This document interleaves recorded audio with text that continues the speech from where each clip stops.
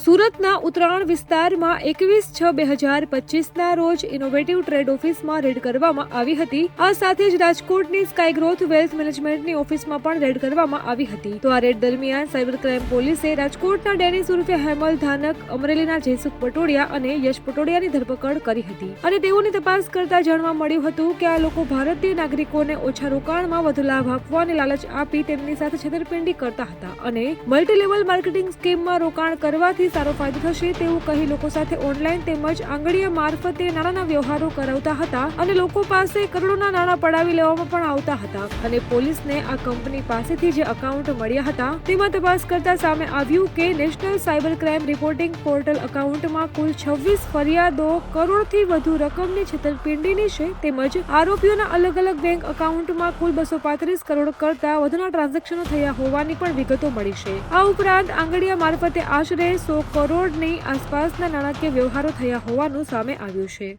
અમારી તમામ માહિતીથી અપડેટેડ રહેવા માટે જોડાયેલા રહો ત્રિશુલ ન્યૂઝ સાથે।